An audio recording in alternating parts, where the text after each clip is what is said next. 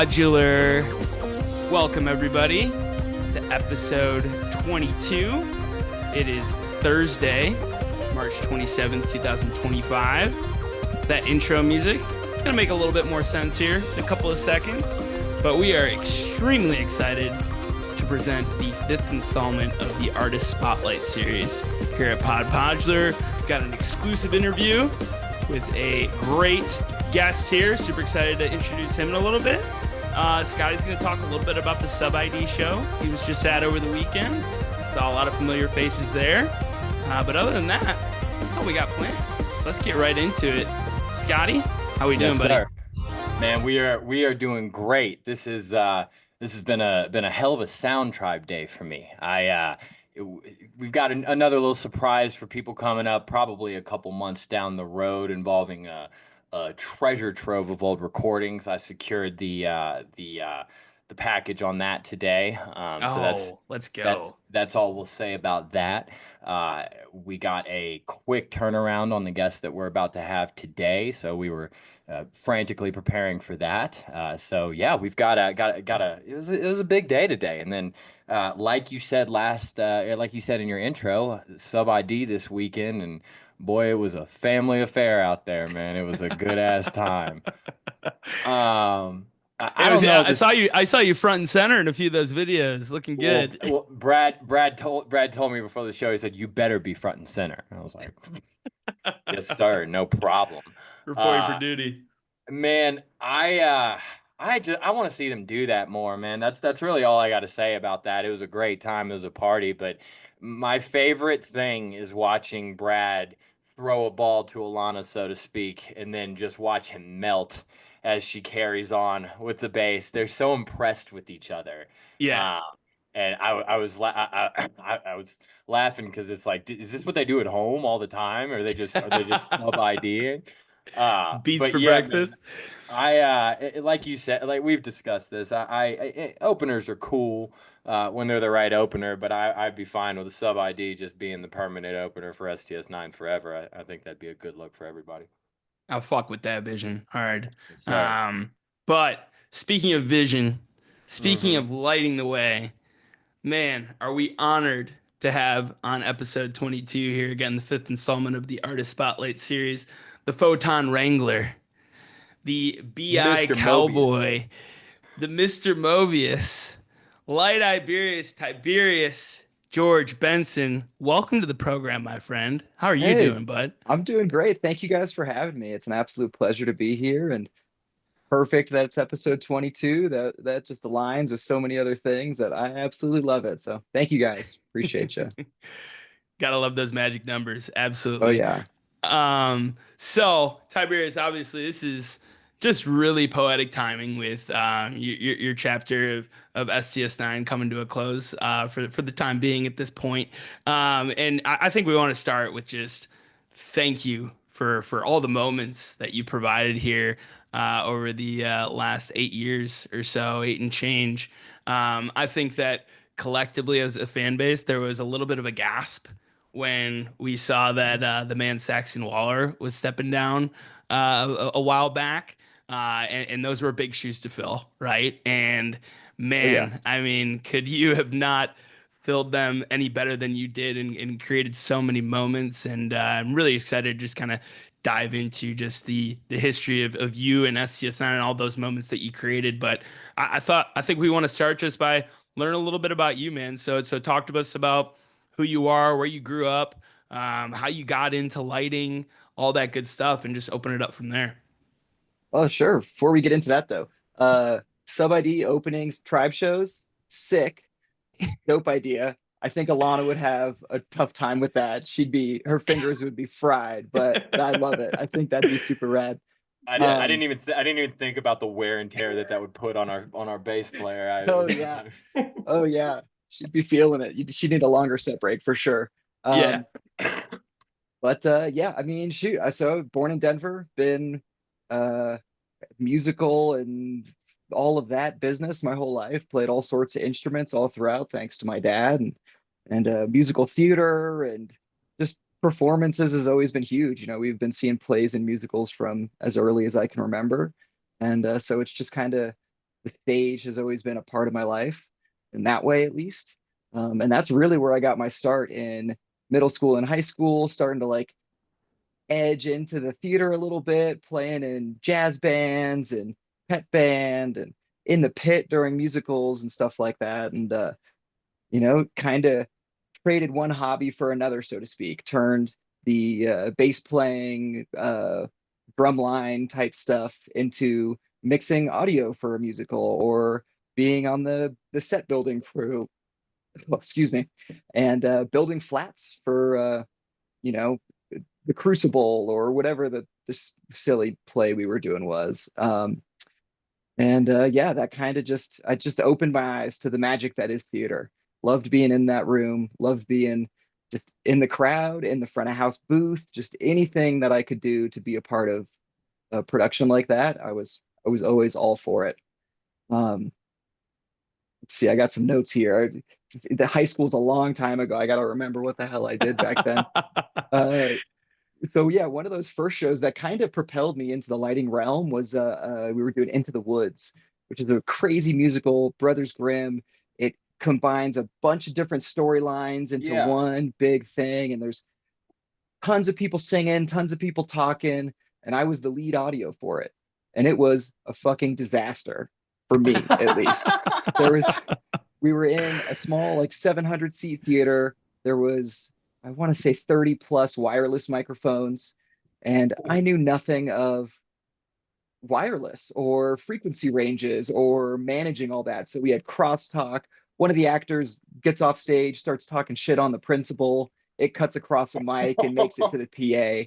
I was like, that's it. I'm done. Never doing audio again. So like that is the moment that I switched over to a photon wrangler, if you will. There we go. Love Yeah. that. What instruments did you play? Mm. So started off with guitar, a little bit of like violin and mandolin. They're stringed. The tuning is the same, although mandolin has double the strings. Uh, Turned that into a little bit of banjo, then really locked into bass guitar. Played bass guitar in jazz band, upright bass in the orchestra, um, marched the bass drum in the marching band a couple of times, Nice. and that was terrible. Those things are heavy as shit. Yeah. Uh, but yeah, it was a lot of bass. I in that closet right next to your set list there, got a 5 string bass still that I whip out every once in a while and try to keep my chops up. Nice. And Okay. a cat too. There's a Rummaging couple of around. cats floating Yeah. around. Yeah, you might see them. Yeah, Ma'am Pam, Um, that's the cute gray one. She's in there. She's my baby. oh yeah. Well, welcome them to the program as well. Um, Talk about your musical taste growing up, like in that era. Oh Like yeah. some of the shows you were going to where, obviously the music stood out, but maybe some of the lights spoke to you as well on some of those. Sure, yeah. Well, back then it was still very much the music of it all. I wasn't going to shows for the lighting, so to speak, yet. Maybe a couple, but um back when I started music, my dad was very into bluegrass and that sort of thing. Like I said, I was playing in jazz bands and orchestras, so that was a whole different lane. And then I have a cousin from New York who actually builds Steinway pianos. He sent Wow. me, it's insane. He's a monster. He sent me an MP3 CD that was Zeppelin's entire discography. And that was another key in my life of like, holy shit, there's so much out there.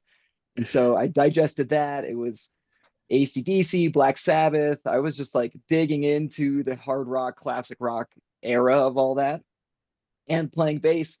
Had a couple friends. We'd get a little terrible basement band together and just like play Sabbath tunes. That was the thing to do back then. Um, as far as going to shows, uh, one of the first ones was Tommy Emmanuel, who's an Australian guitar player who drums on his guitar while he's playing. He's just crazy technique. Everyone should go see him if you get the chance. He's incredible.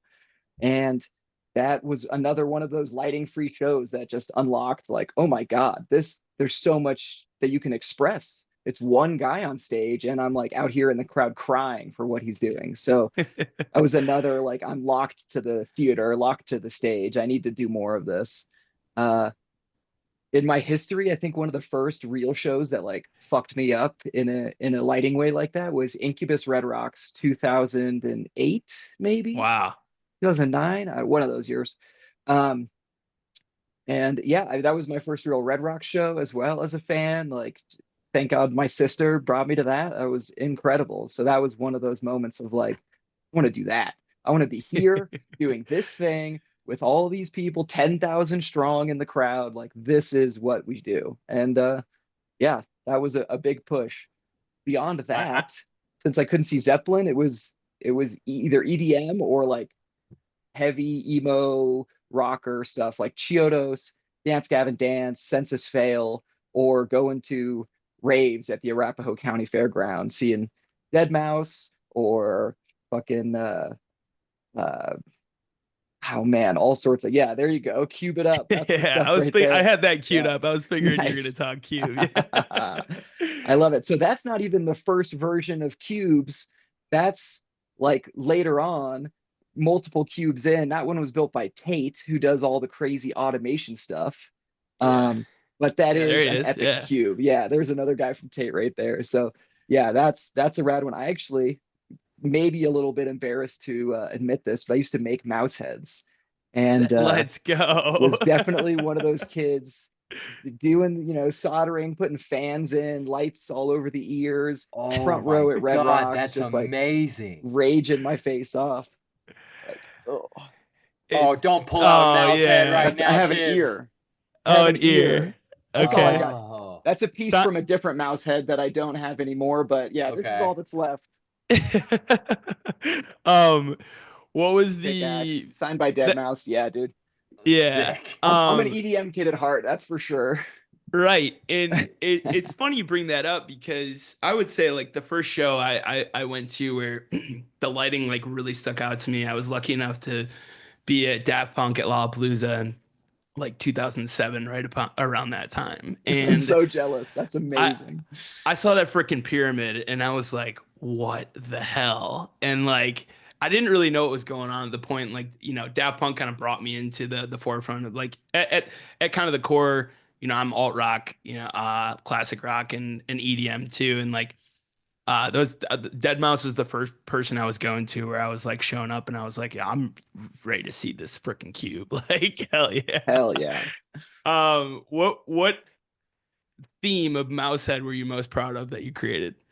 All right. Well, the first one I did was pretty cool. It turned into like a tie-dye Hawaiian like luau mouse head. That was like the piece of fabric that was just on that ear. And that one was like pretty traditional, circles, lights on all the ears. I had two circuits of computer fans in the back.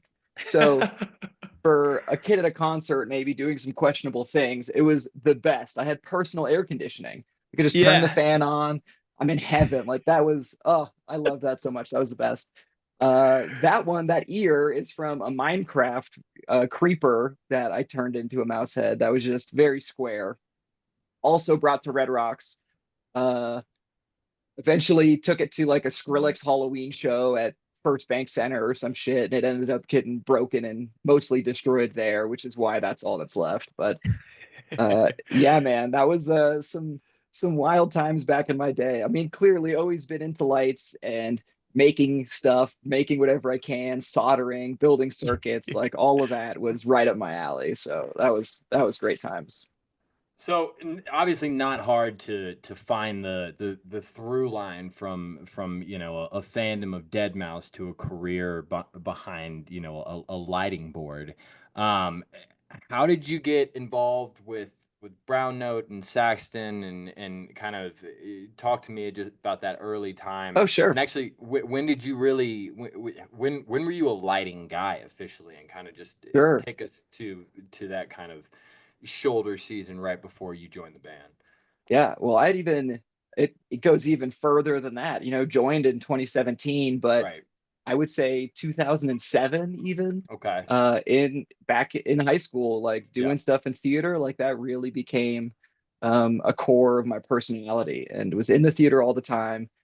My dad was the theater manager, so all of the churches and uh, dance recitals that would come in and rent the space in the summer, I'd be tasked with playing their CDs and making light cues. And that was like my Okay. summertime job through 17 or to 07, Wow. 8, 09. And in 09, 10, senior year of whatever that was, our school had an internship program. You could go and work full time at a company of your choosing if they accepted you.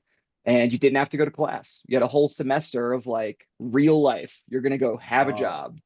And I fucking hated school.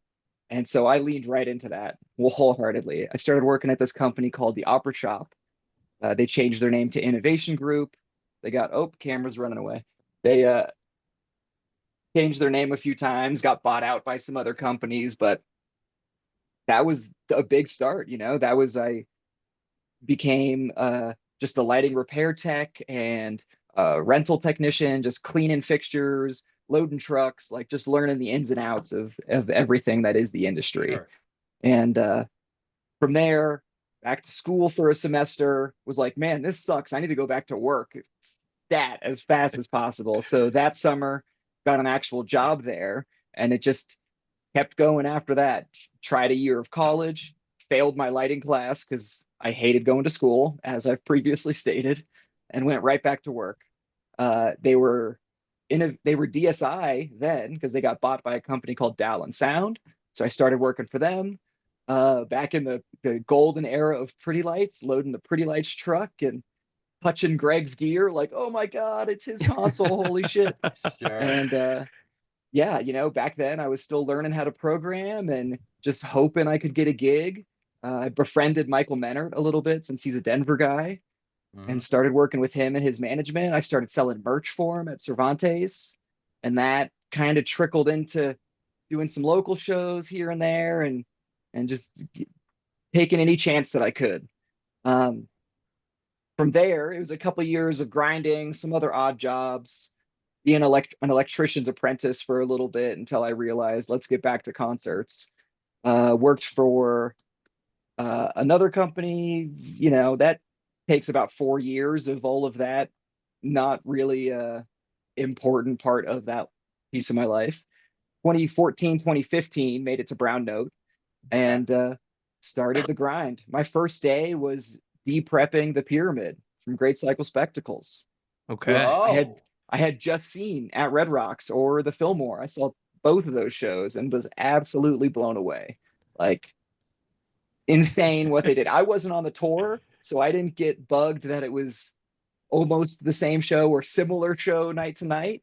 I saw Right. just a couple one-off moments. So for me, as a That's the best way to enjoy that tour for sure. right, Yeah. exactly. So many people talk to me about that, and they're like, "Yeah, it just got so boring." But I'm like, "You're just seeing it too much. Go see it once a month, and it's yeah. insane." Yeah. That That's was That's a great point. I mean, I because I saw a good amount of the pyramid in 2013, but it was spread out over, every couple of months. I was in yeah, Lawrence, and then 3 weeks later I was in Athens, and then a few months later I did a couple stump stops, and then I did New Year's. So nice. it all felt so fresh to me.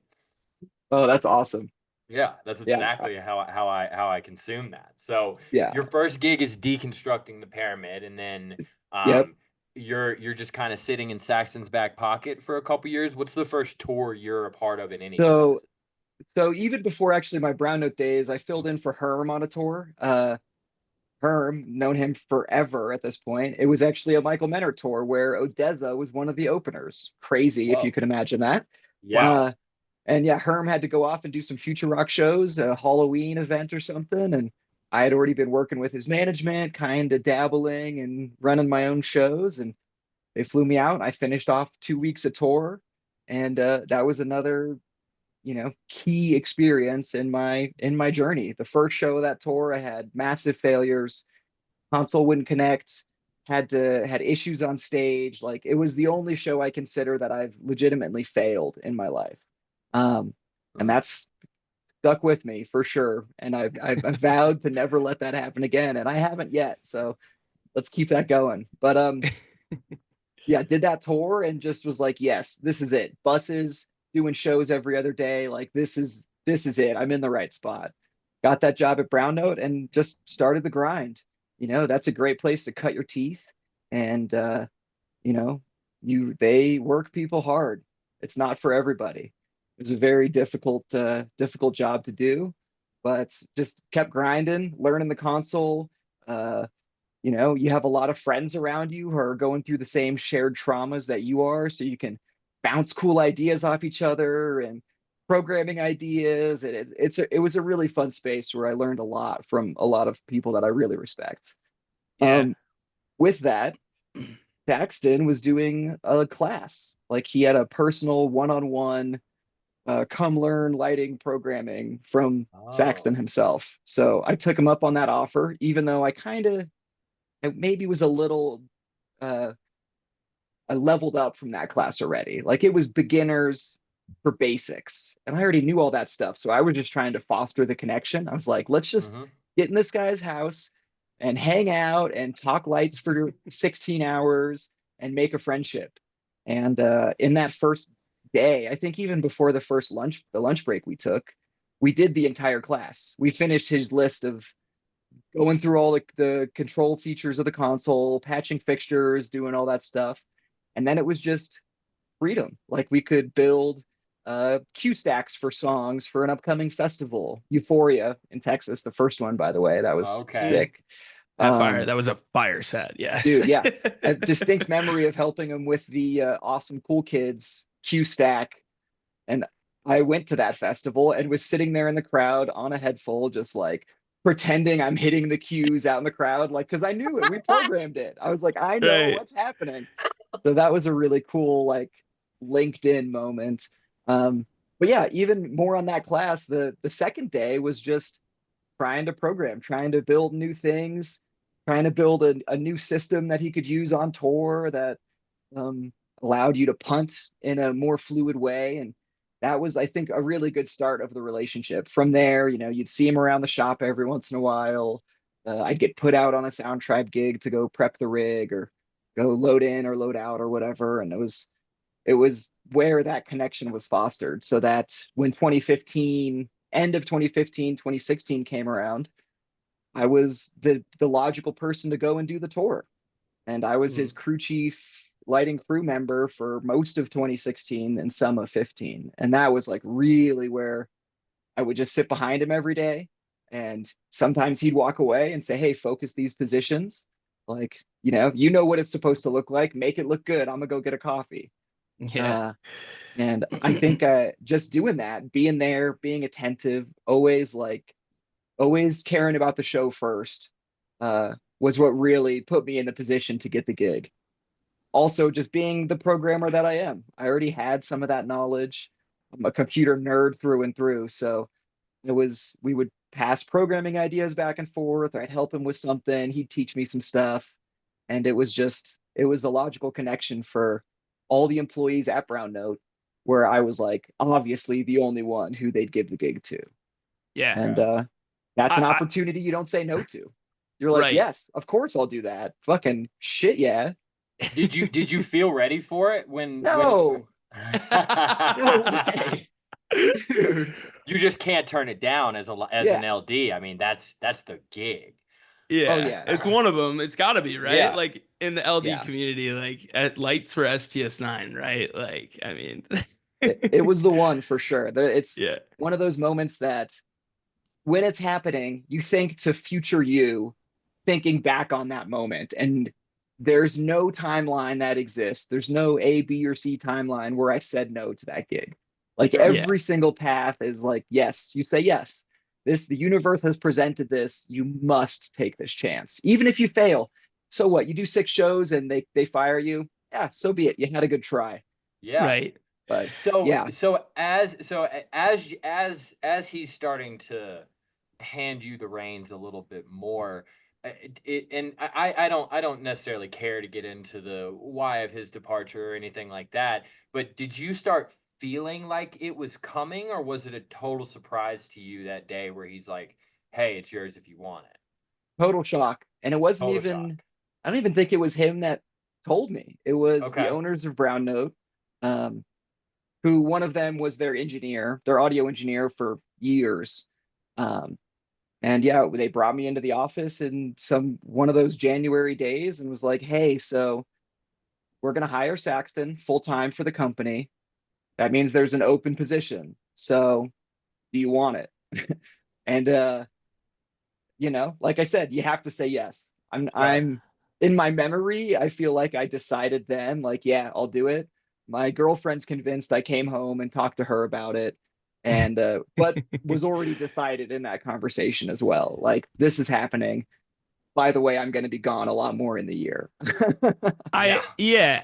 And I think you bring up like a really good point that's important in any profession, and something that I learned too from some of the people I've worked with is that, like, if there's a role that you want, make yourself seem like that easy decision. When that opens up, like, make yourself be that person with, like, oh, of course it's Tiberius, right? Oh Um, yeah. and I remember hearing whispers of this and everything like that before it got announced. And like, there's a tweet from you back when it was Twitter where it was like, man, I just got some crazy news that I can't tell anybody about Yeah, right that now. was the But day like, for sure. That was the day, without a doubt. before we move off Saxton, I would just want to talk about like your perspective on him a little bit. Like, obviously, like, he's Yeah. to me a fucking Jedi, right? Um, what impresses you most, or impressed you most about Saxon Waller? I mean, it's his level of detail in those specific songs. He knew those songs better than the band did. Granted, that was also the Alana transition era as well. So there were moments where I'd be on that tour in 2015 or 16 and be watching the show, and it kind of seems like the band might be lost a little bit. And then Hmm. Saxton would do a big movement, a gobo switch, and hit the one. And then Yeah. the band would lock back in. They're like, oh, yeah, the one, it's right here. So to see the LD conducting the band on stage, whether that was happening or not, that's how I saw it, was Right. incredible. It was like, holy fuck, this guy is on another level. He knows these songs better than the people actually playing them. Yeah. And he's been in the band since its inception. Him and Hunter were in elementary school together. Like, that connection was so important and so potent.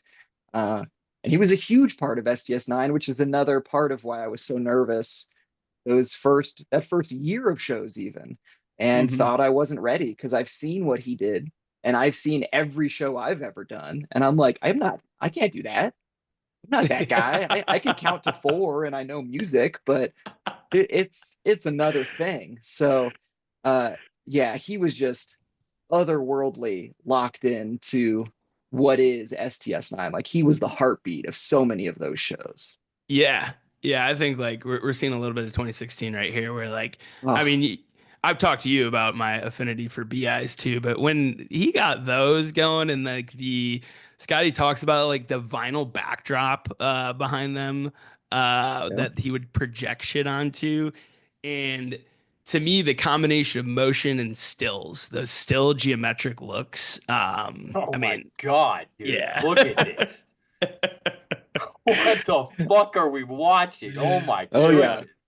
That was my exact thoughts sitting behind him at front of house, probably during this same moment. Yeah. Just where like Just, he made you forget the dimensions of a room almost like. Mhm. oh yeah. Made it bigger than um life always. It was always a transporting to another planet. You're like, holy shit. What are those yeah, lights? How are they even doing that? Yeah. right. And Uh, while we're talking about BIs and Saxton, he is amazing operator, incredible designer, epic programmer. Those BIs only got to the place where they got because of another programmer, Chris Ruppel, who has done plenty of gigs, but now works with Michael Smalley and String Cheese. And mhm. that's another cornerstone of like 85% of my programming knowledge or any of my good ideas. I always think, like, what would Ruppel hate this? Would he say this is stupid? Or like, how would he do that? Like, that's always a thought in my head of from a former mentor, because some of his programming and ideas to make those BIs do what they did, mind blowing, Yeah, just like insane. put it on a wristband, what would Rupel do for sure? Yeah, WWRD without a doubt. Well, getting into the transition to STS9, I know there was some nerves behind it, but I hope us as a fan base helped you feel comfortable. Talk about that a little bit and what helped you get comfortable with it, whether it was the fan reception or not, whether it was the crew, but like talk about those first few shows and how you found your comfort. Oh yeah, for sure. Well, if anyone remembers coming and talking to me for those first, definitely the first six, Aragorn, Will Turn, ACL Live, out of order, but those Vegas, were them. yeah. Yeah, Vegas, that whole Mhm. first tour in 2017. I sat down during the show for a lot of that, just because one, I wasn't so versed with the music, but just so fucking nervous, Mhm. like insanely nervous. I have a distinct memory at one of those shows of Ian Davis, who does Grizz and Odessa, all sorts of other crazy shit these days. He came up and gave me shit. He's like, "You're sitting down? What's wrong with you?" I'm like, "Dude, my legs are shaking. I can't possibly stand up." But those nerves got quelled as I did more shows, as I learned the 300 active songs in the possible set list, and Mhm. as the fans accepted it. Yeah. When it before after it was announced, before I did the first shows, or there was a lot of like, "Oh, bring back Saxton already," and there still is. It's whatever. That's hilarious because I feel the Yeah. same way too sometimes. But Right. It's like I so also I miss Murph too, but I mean, shoot, that's a whole nother thing. When he quit, right. when he left the band, he came to work at Brown Notes. So me and Murph became homies in a Let's completely go. different capacity than anyone else ever knew him. I love that guy. Yeah. Um, but yeah, so it was, there's an unknown. No one knew who I was. I did a couple Menor shows. I did this Jimi Hendrix tour a little bit. I did some other small tours. I was a no name and still arguably am. But Fuck the out of step here. into that gig, and even before the shows happen, to get love and the reception from the crowd, the people come to front of house and saying, "Hey, you must be feeling like you're wearing clown shoes. Those shoes are huge. Saxon was amazing." I'm like, "I know, he's why I Yeah. do this."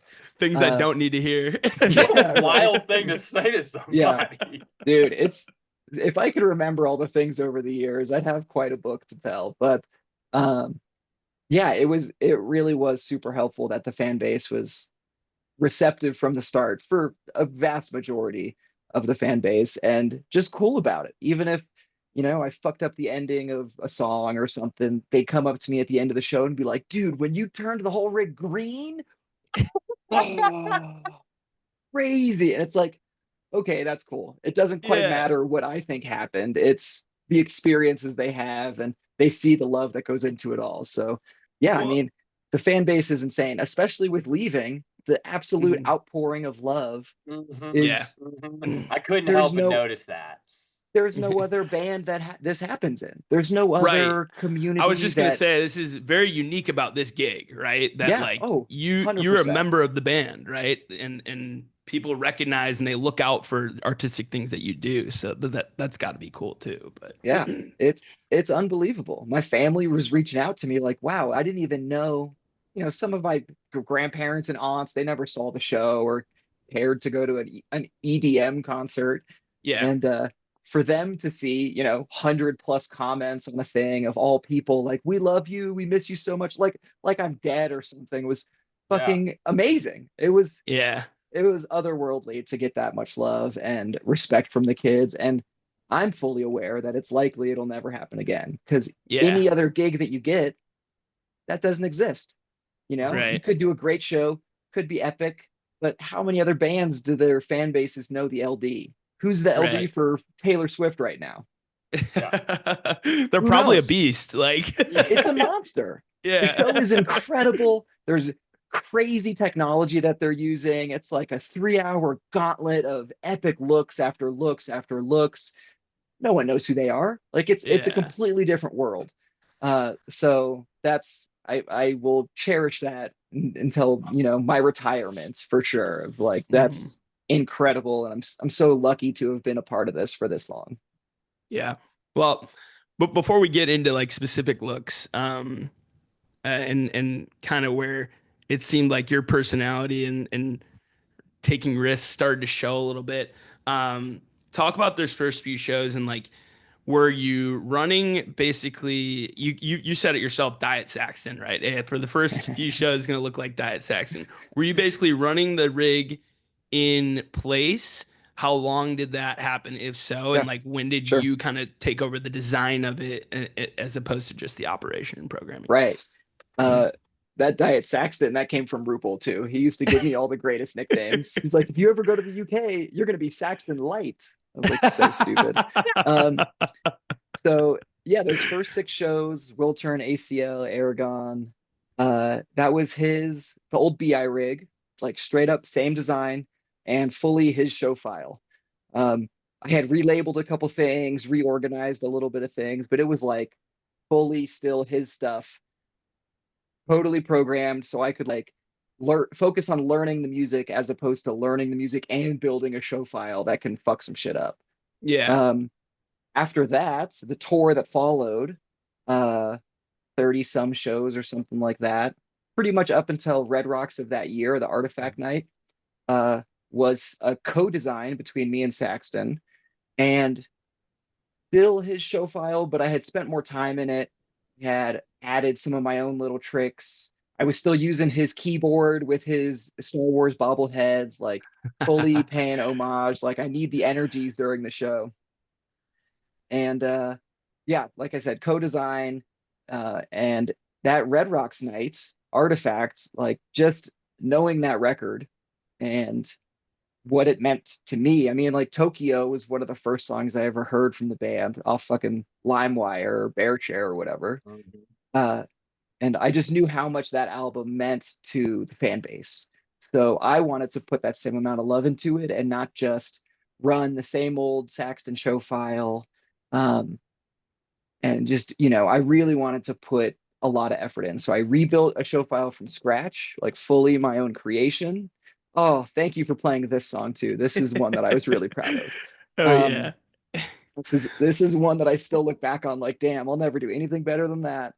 Night the Oceans Followed the Moon. That was good. I'm glad we're talking about it too, because I as you were talking, I was like, oh my God, like my notes are starting in Mobius. I completely left this Artifact Night off of the notes. So yeah, Yeah. I definitely want to get your perspective on this, because I would say that from the fan perspective, this is when it was safe to say everyone was bought into what you were doing and kind of Yeah.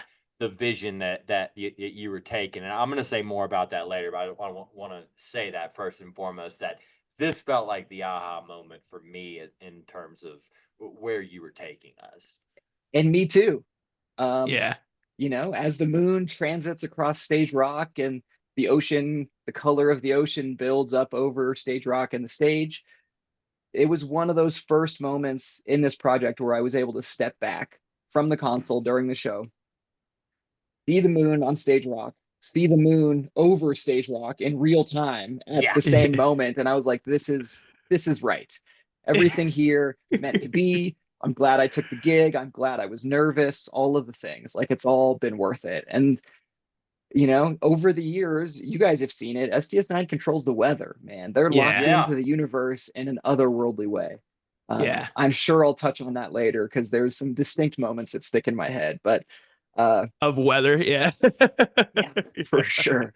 But I yeah, mean, so it's oh, good go to be ahead. nervous though, right? It means you care, right? Yeah. And yeah. But sorry, I didn't mean to interrupt, but No, you you're good. keep, It yeah. yeah, it means you love it. It means you're excited to put on something that really matters and share in the brainwave that is, you get 10,000 people together. There's a different energy to that. You can tap into everyone's collective thing, and that really helps the live energy of it, the punting, the freestyling that we all do a little bit, and so yeah, that design, co-design, but my show file.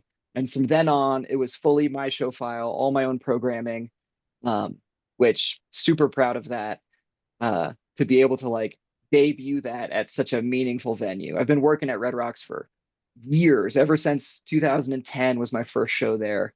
And uh, to be able to treat it as my playground and like take a chance and do unique things at that venue, like historic venue, Yeah. is To that album. unbeatable. Yeah. Yeah. To that record, exactly. Yeah. So that really hit me in a special way.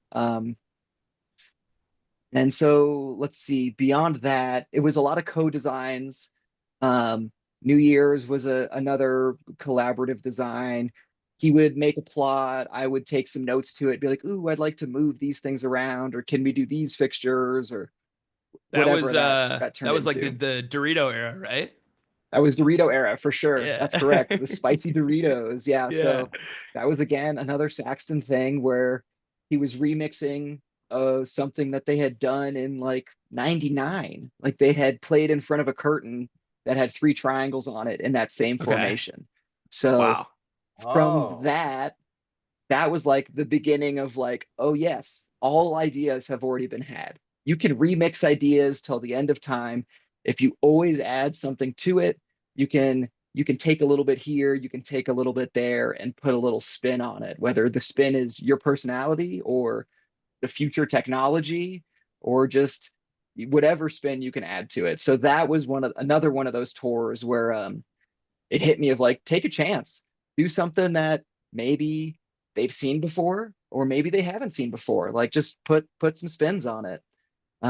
Yeah, the Doritos were a lot of fun. That was a good time. I miss that era.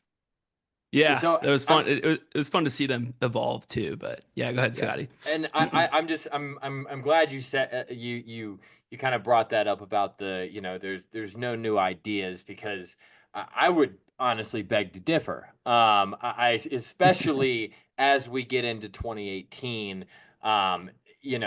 and this is kind of just I don't even know if I've ever shared this with you. You might have seen me say it before, but ultimately, we're getting into why you are my favorite LD. And Oh, it's not, chest it's chest pads no, for you for that. Chest man, pads all day, baby. it's no shade to Saxton. I mean, I don't think we don't need to preface how great Saxton was. We know he's Saxton. That's who he was. However, he is classic to his core, and I love classic, but everything that I love about music involves taking chances and, reaching for that thing that you really don't know if people are going to fuck with, or if you're going to fall flat on your face. And I think the first real example of that we get into, where it's fearless Tiberius trying things that it's safe to assume most people have never seen before, is at Belly Up in 2018. um That's a very fair view of it. I would even say slightly before, just like okay. the preface to Mobius. Hmm. Um, Me and my lighting tech at the time, who also was with me through 2016, Kendra, um, just we're both lovers of light and sun catchers and dichroic films and all of these, just Yeah. playing with whatever we could play with. So some of that 2017, um, distinctly the New Year's show in LA 2017. The Novo, Pretty, yeah. yeah, The exactly. place was That's the one. rad. That Yeah. place was rad. But so we had our front of house engineer at the time, Shane Haas. His wife is an incredible singer, and she came out and sang on a song. Um, Hella During that good. moment, Yeah, the No Doubt there song, right? during Yeah. that moment, there was a thing I did. I have a single picture from it. I haven't been able to find videos, but I'm sure they're out there somewhere in the archives. Um, where I had 100 millimeter sun catcher that was like about this That's big. what that was. Yeah, up in the Exactly. top middle. Yeah. Yes, sir. So that was Oh, experiments of trying to make my own spin on the disco balls. Yeah. Because honestly, those first, I mean, my entire career with STS9, every picture that gets posted without fail from every show is the disco ball moment. And artistically, I'm like, yeah, it's cool. That's something I stole from Saxton, or that is a Saxton implementation. mhm. Right. So I was like, I'm tired of seeing that fucking picture. I want a new picture to be the picture I Yeah. get tagged in, or the picture that Yeah. makes it to social media. So I got like a couple $100 worth of sun catchers, all different sizes and shapes and forms, and just started experimenting in my off time. You know, Yeah. I have a 20-gallon tub full of them in the closet. And that That was one where it really came together. I hung a single sun catcher on mid-stage truss, put a spare fixture right behind it, and focused the whole rig at it and that spare fixture. And it wasn't as good as the disco ball moment, but it was its No, but it own was thing. different noticeably for sure. It was different, yeah. Yeah, I was wondering. I was like, that doesn't seem like a disco ball. It's kind of getting that Yeah. same effect, and it was during that Ramon the Light, Ramon or look, I forget what the name of the original song is, but Open your eyes. yeah, open your eyes. Yeah. Mm, And yeah, those Sarah Dugas moments were really cool for sure. But yeah, is that kind of So what? Go ahead, Scotty. yeah, I was just saying. So we get to Mobius. right, exactly. And That is experiments that lead into that. Like just me playing with whatever I can find. Like, oh, there's glass. Let's put some light on it, see what it does. so Yeah. did you go into that run knowing that that was getting pulled out on the third night, or are you just Oh fucking no. around Aspen and you're like, hey, can I Yep, hold that for a couple hours? for sure. So suncatcher. I had a suncatcher on my passes, and I'm walking around Aspen on day 2 or something Hmm. like that of the 3-night run, and just talking to galleries. There's a bunch of Jack Storm pieces up there, which is what we ended up using. Yeah. There's Tull and Sand pieces up there, which is who Jack Storm's learned from. Um, it's an incredible art town. There's so much glass in that city that it's just insane. Um, Commenting on this video as you're playing it, there's right when I hit it the first time, there's one girl who screams, "Oh my God."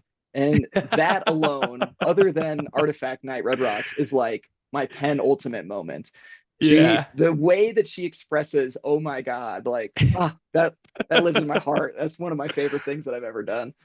So I, yeah, I was just walking around Aspen, just like trying to meet gallery owners or managers and trying to be friends with them, and just not even having the idea that we're bringing this to stage yet, just exploring the town. um, I make it back to Belly Up, and the the gallery that's right next door, like just across the street, the manager's in there. I go in for a visit, we start chatting it up. She sees the sun catcher on my belt, and she's like, "Oh, you love light? Like that's so cool. Like we do this here. Like all the pieces are gleaming in the sunlight and just looking amazing." And I I'm like trying to play it cool, but I'm like, "Hey, would it be cool if I brought a fixture in here? Like I do lights at concerts, we're playing next door. Can I can I show you something really cool that I think is going to be fucking awesome?" And Oh, so so yeah. I you run out to brought a the light truck. in there. Oh yeah. I run out to the Oh. truck, I grab a Sharpie, bring it into the venue, plug it into the wall, put it on manual mode, and just pick it up and just start pointing it at all the art in the place, like just a kid in a candy store, straight up. And That's there were some awesome. passerbys and some people who were like visiting just to walk by the gallery that minds were blown, because we were Yeah. just shining a light at hundreds of thousands of dollars worth of art, and every single one was so unique. It exploded on the walls, and there was just like colors everywhere. Oh, it was amazing. So from that moment, I convinced the gallery manager that like what we're doing is fucking sick, and she was Yeah. so down. So from there it was like, "Hey, can we rent this, or you want to just bring it over to the venue and like we can just have a cool show with it?" um Yeah. he talked to her manager. Her manager, I guess, didn't really understand what we were doing, but said yes. And the sound check the next day on day 3, I think she brought over $250,000 worth of glass. Wow. And she just sat on the stage. I had my Sharpies on the downstage edge, and we just played. It's like, what does this one look like? What does this one look like? This is cool. We have a ton of haze in here. How does this do? And it turned out that Mobius, which is like that delta triangle, 9 by 9 by 9 inch dimensions, which is just Of another course. the Yeah. Oh. universe perfect, was the coolest looking one by far. It wasn't the most expensive, but it had the most unique look to it, where you get multiple cubes worth of different colors split apart, Yeah. passing through the air, and just it was amazing. It was that was like all kind of happening in real time. I didn't think anyone would agree to my crazy idea. I didn't think she'd get the approval. I didn't think it would turn out as good as it did during the show. And, all the things came together where we brought it into that place. And it's like, I've been chasing that moment ever since. That was the high for sure for me. And Yeah, it just keeps going, right? So I'm also curious from the band's perspective. This is, like, uh, what do they know about this beforehand? Are you pitching this to them? Are they like, and after that, are they like, hey, you can be Captain Fuck Around now? Like, is it them kind of after that? Like, hey, let's keep doing whatever this is. Let's play around, or kind of what is their perspective of this whole thing? Captain Fuck Around. I like yeah. that. I was Um, just gonna say you've got a new moniker there. time to go update my X handle. So, I don't know, because that year, like I said, some of those experiments that led up to Mobius, where I was using the crystals, and there was even one where we got these, like, college dorm room mirrors that are just like the Yeah. long door mirrors. Uh-huh. Put a bunch of dichroic film on those and tried bouncing the Sharpie light off of that to get that same kind of like rainbow aura Yeah. effect. Yeah, That like one, almost like a Northern Lights effect. It's crazy. Yeah. right, very similar to that. At least in theory, it didn't look hmm like that in real life. That one was a failure of an idea. I tried it once and I was like, yeah, no, this one doesn't work. It needs more refinement. Either brighter, sharper mirrors, brighter lights, better films. Um, so I think my experiments up until that point, they were just like, the fuck is this kid doing? Like, is he gonna ruin our show or the hell? But Mobius definitely turned out where they're like, okay, he's got a vision, he makes good choices, and he was able to con the gallery manager into bringing that $60,000 piece of art over in front Right. of a crowd of 400 kids that are all fucked up, and it was just it turned out perfectly. And I hope that gave them some solace and like trusting me and my ideas and designs, because the next thing on the list here that definitely helped with the craziness of my ideas, that was Cave of Crystals, Yeah. for sure. hmm Which is my favorite thing I've ever seen you do. I'm sure you probably have stuff that you like more than this, but for my money, this is what I'm talking about. This is something Saxton would have never done. Oh, for Um, sure. and Most people wouldn't do this. right, Yeah. because I mean I've never seen anything before or since like that. When does this idea come up? Is Cave of Crystals your concept? Does the band say, "Hey, Cave of Crystals, go"? What does this all look like from Right. inception to building these things and making this happen on stage? Sure, yeah. A lot of the Red Rocks themes, or New Year's Eve themes even, or themes for the year, come from the band. And they don't necessarily have an exact vision of what the stage should look like, but they have an idea and a mythology that they're trying to follow. So for Cave of Crystals specifically, they had the name Cave of Crystals, they had a bunch of crystal themed songs in the set list. Uh, the years past, things they did in the past, tons Hmm. of crystals on stage. Yeah. So there they are, downstage center right there. And that was a Right. pretty sizable display for what we did in my years. Even we didn't ever do giant displays like they used to. hmm So I had gone through old photos and old videos and was just trying to see what stuck with the Cave of Crystals concept. And then, you type Cave of Crystals into Google, it takes you to Gypsum Cave in Naica, Mexico, which is like the cave of crystals. It's a bunch of giant, larger than life, building sized crystals in this cave. And the second I saw that, I was like, okay, how can I duplicate this on stage? How can I build it and light it and also make it cheap and achievable? Because all of those things are part of the Venn diagram that is concerts in this day and age. Um, this was obviously pre-COVID, so it was a little different of a landscape, but still, budgets are budgets, and you can't just spend money as much as you want to. So, Well, um, you stretch that belly up budget almost to another six figures oh, for sure. just by being Oh, nice and for fucking sure. around in a gallery. So. Yeah. Touching back on that, I'm pretty sure that lady got fired shortly thereafter but she was okay with it. We've been talking Yeah. for years. She's got a family now. She's doing great. But yeah, I Shout definitely out to felt her. guilty about that. Shout out to Julia. You're a real one. Yeah. Yes, Um, you are. and I'm also infamous in Aspen now. Whenever STS9's in town, I'll walk around the venue or the galleries, and they're just like, "Oh, you're that guy. Okay." Like, fuck, they Lock know your me. doors. Shit. Yeah, exactly. Don't let any crystals leave. But yeah, so yeah, Cave of Crystals, that was an idea of let's just make it as cavey and as crystally as we can. Another co-design with Saxton. He had the Oh. idea of doing the Septrons, those linear bar lights hanging from the trusses. And I had the idea of like, oh, if we do stalactites, what if we also do stalagmites? Like, Cave of Crystals. You got to do both. You can't just have Right. one. So I presented the idea. I think I drew it up in my drafting software and drew it up and brought it to Saxton and the owners of Brown Note and the band. And they, I don't think anyone was really on my side from the start. Um, they were like, it's going to look bad or it's going to be far too expensive to even achieve.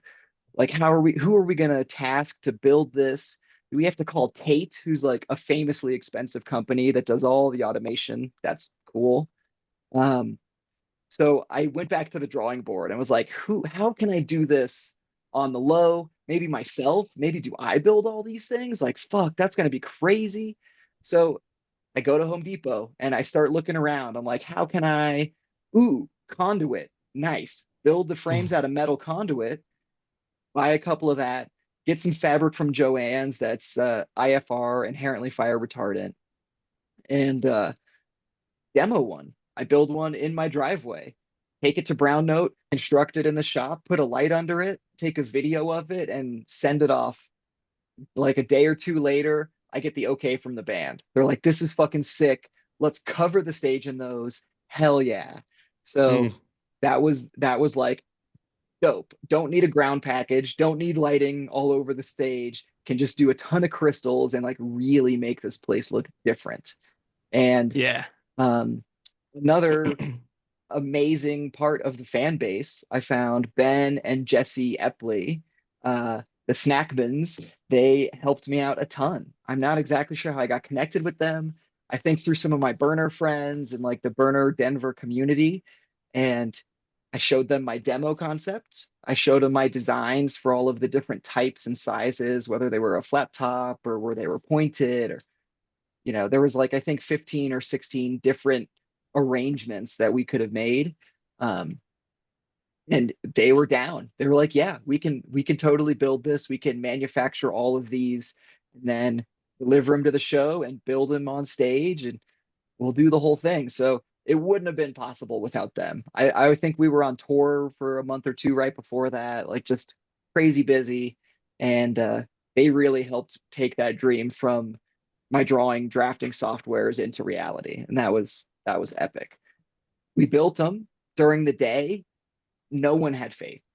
When you saw those crystals in the sunlight, Yeah, like even when it the looked kind of crowd, goofy for sure. Yeah, a little bit. it Yeah. was I bad. thought I that I was thought that they I were was covering worried. something else. Like when I got Oh, there, I was like, "Oh, they're gonna lift those up, and there's something happening under them." And then right. at some point, somebody was like, "Nah, dude, I think there's lights under those." And I was Yeah. bought in before I saw it. I was like, "Man, that might not look good in the daytime, but we're not here for a fucking daytime concert. Like Yeah. that's gonna be Exactly. insane." Yeah. I definitely lost faith until the sun went down. That's for Mhm. sure. Like I was reeling in my emotions, like, oh man, they were right. I fucked up. I shouldn't have done this. It looks so cheesy. This is so stupid. Like, oh no, what did I do? And Such an yeah, idiot. exactly right. But the sun goes down, the band starts hitting their first notes, the crystals light up, and it came together. It really came together. There was a huge moment of feeling proud in taking that risk, and especially in taking a risk that right up until that first note you're like have no faith in. So Well, I remember where yeah, I was when you did turn them on for the first time. It's kind of like that moment you're talking about with Mobius, where the girl's like, "Oh my God!" Like everyone around me was like, Oh, like that's what Click. we're doing It was tonight. a B. I think it was a Exactly. B nice opener, right? B nice Yep. crystal instrument. Mm, Woo. Uh-huh. Yeesh. And what so fire. we're gonna get into the Sky series here in a second. But just want to take a kind of a bird's eye view of Red Rocks real quick, because that seems to be over the years where where you are taking those gigantic swings. Um, Sure. you know, who else have you worked with on that stage? And do you still get butterflies when you do it, or is it something that you're used to at this point? Man, yeah, Red Rocks is a special one. Like I said, seeing shows there for 3 decades now. Holy crap, I'm Hmm. getting old. Um, but yeah, with all the companies I've worked for over the years, there's always local Red Rocks shows. Like one of the first things I lit there was like 2011, was a Beatles tribute, the 1964 Beatles band, where it's not a lighting show. It's Yeah. replicating the Beatles in the 60s. So Yeah. you should be using par cans. It should be Lecos. They'll call you out if you start moving the lights too much or doing anything too psychedelic, which I did, and they did for sure. Um, so, that place always holds a special place in my heart. I've done so many shows there, whether I'm running the lights or not, just building the rigs, just being there, seeing fucking just epic shows there over the years, from Great Cycle Spectacles to the PL stuff to Lotus and Umphreys and like just everyone Mm. in the scene. Just been there Ugh. forever. So that place, I've definitely gotten familiar with it, but there are still those butterfly moments. Like before the set, I usually try to take a step out of front of house and look at the crowd and just tap in, right? Get into that energy, grab all the brain waves I can and like really connect. And it's an unbelievable place. You got a wall of 10,000 people. Like Mhm. as a crowd member, you don't understand how intimidating you are.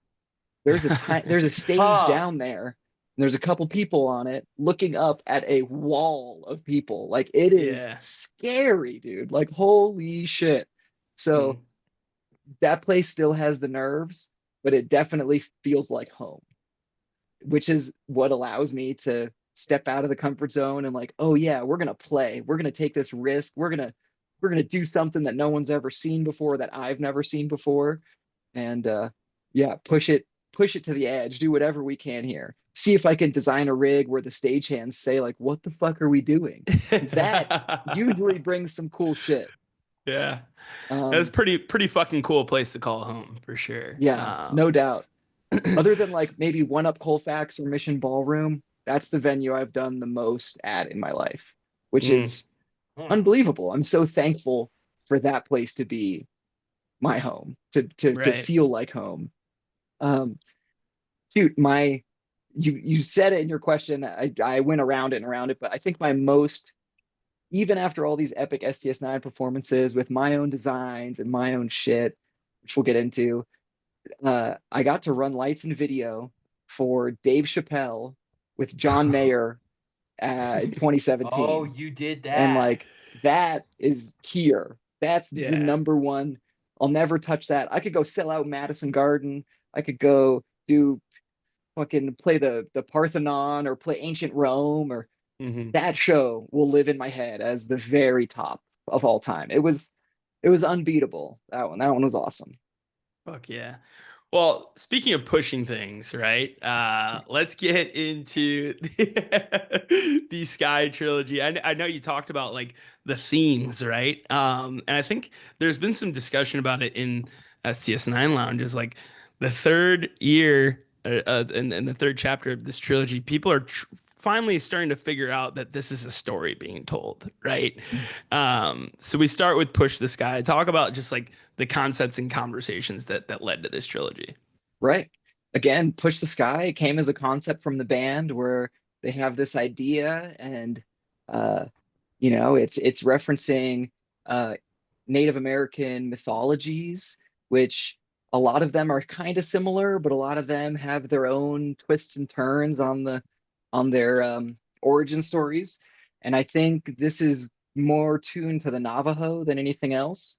Um, but it's the story of how the sky was formed, about how the stars and the constellations and how all of that exists. The sky used to be here, really low, tall people were bumping their heads on it. You could jump off, climb a tree, and be in the sky. And the whole, cutting it really short, the whole mythology of it is all of the tribes banded together and pushed the sky as one big motion so they could get get some more space, stop bumping their heads, get it all up there. And in doing that, that's how all those constellations were formed. That's why, the myth is there's a deer that just jumped in at the perfect moment, and now he's enshrined in the stars as a deer constellation.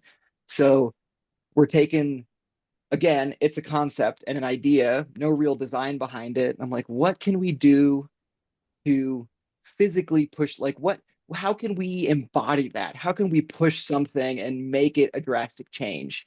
Because there is a starting and an end point of that mythology. The sky's, you're bumping your head on it to where you can't touch it anymore. So trying to get to that, and me wanting to copy Chris Kuroda, because that was like a year or so into his crazy automated moving rig. And Right. Well, hey, let's not forget Justice First, right? I think they were this there is true. first. Yeah. How dare I? And there are many others who have also moved, done automation. A lot of Right. those arena shows. I mean, AC/DC and Van Halen, they had stuff moving all the time. There's a Chili Peppers does a little bit of it. Chili Peppers, yeah. There was, like, back in the 70s even, there was a Metallica rig where there was one specific truss with a couple of pyro pieces on it that would malfunction during the show because they're playing so fucking hard. The truss would fall and be at a weird angle. Something would explode. Like, cool. It's theater. It's theater. Yeah. So, we're all remixing those ideas. And this was my closest attempt to that. Again, automation is crazy expensive. So how can we do this on a budget?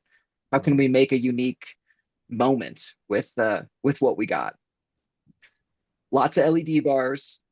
And we've been using LED bars for probably 2 years at this point, whether it's horizontal or vertical or wave spell.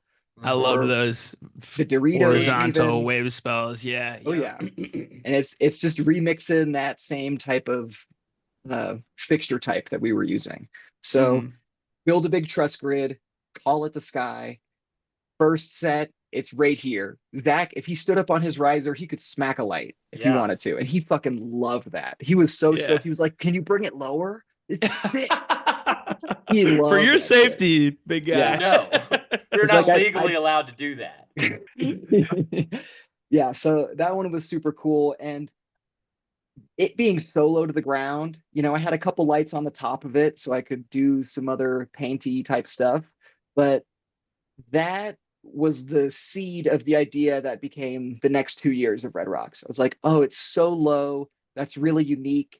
That's something that I haven't necessarily seen before. There's all this empty space. So yeah, but before we get to next year, set 2, each night, band leaves the stage because this isn't real safe automation. This is just motors moving. Poor man's automation is what we called it. They had to get out from underneath it. We had it all timed out. I was on headset calling the cues, move these motors now. They go to their B stage and they're jamming, they're doing their thing. We move the trusses. The touch points. Yeah. Touch points, exactly. I forgot what they called those. So yeah, we had 4 positions in total. Set 1 each night was low, right over their heads. Set 2, first night was, I want to say I called it house because it looked like a little house. I think that's that what one we was saw. That was what we just saw in that clip. Yeah, Set I 2, love the that. second night was raked, which is more traditional lighting rig. It was essentially 3 trusses. It was tipped back. And then set 3, take it all the way out, as far as it can go, all the way to the sky. Like, we had achieved the goal of push the sky by the end of the night, which was difficult for me technically because every one of those different positions, the rig looks wildly different. So from playing the songs to making presets for specific positions to gobo focuses, it was a lot of me grinding. And I'm sure anyone who remembers those set breaks, I was like blinking around the whole time. I didn't ever walk away from the console. Hmm. Uh, and yeah, that was my best way of achieving that mythology of bringing that story and telling it with lights and truss. So is this an instance of telling a story so good you can't stop telling it, or is this hey, this is the next 3 years, and take it and run with it? Like, You are know, you I, aware that you're going to be living in this sky world for the next 3 years on year one, or is that something where every time you get the prop, you're like, oh, we're digging deeper? Good question. I wish I knew. I really did. Maybe they had the idea in their pocket the whole time, but uh year one, I was like, cool, we did that one. On to the, the next thing. Let's do new stuff for next year. Hmm. And, maybe they knew we were going to Sky World and we were gonna make it year two. Maybe even they knew it was gonna be year three, but I had no clue. Okay. A couple months out before each show, they'll come with themes and concepts or just start dreaming. They love dreaming and just trying to figure stuff out, trying to do things in cool new ways. And when they brought me into that piece of the puzzle, I instantly knew. I was like, oh, if we're going to Sky World, I'm putting the lights on the floor. Like you guys are going to be in Sky World. The rig Hmm. is the sky from last year. So you go on top of the rig. Duh. That's Hmm. easy for me to figure out, right? Right. Um, and I think I saw some show, Rufus Du Sol, or some DJ show where they had decks that the risers that they're standing on that weren't plexiglass necessarily, but they were slots of metal so the lights could shine through them. And that was a helpful piece in the puzzle. I was like, oh yeah, let's put them on another stage, give them a little bit of elevation, and just take that same truss grid worth of lights, the linear bars, the BIs, the Vipers, disco balls on the floor. And Yeah. it seemed like a concept that was really easy for me to figure out, but the programming proved even more difficult just because, there was nothing above them. There was so much open space. There was Yeah. two trusses worth of front wash that were hung like right behind the PA on either side. But other than that, it was a unique step of this band has had giant light rigs over them forever. It's been Mhm. sick light shows. What does it look like if it's not that? Can it Yeah. still be sick? Can it still be this cool thing? And so that was again another huge risk, but ultimately kind of came together in the end and helped tell a cool story. And hopefully they felt cool on that stage because I felt cool running it. Yeah. And No. and did you say that that's the only time that a band has played with nothing above them? I feel like I remember you saying something like that around this time.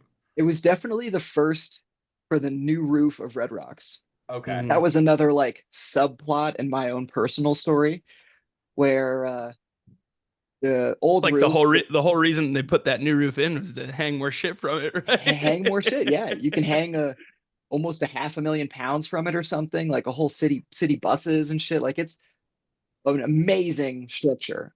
But I liked the old roof. I liked its color palette. I thought it matched the venue better. Um, and the new roof, it's nice and sleek and well designed. The rigging team is very safe. You don't need to wear a harness. It's like nearly impossible to fall off of it. So it's so safe for the staff, which is great. Um, Mhm.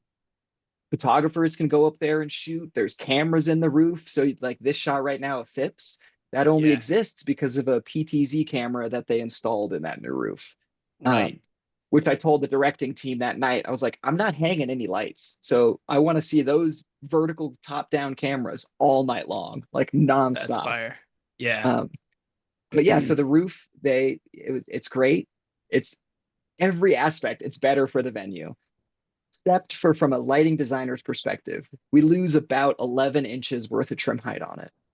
Huh. And that to me was like, you spent all this money. What are we doing? Why would you just make it a little taller?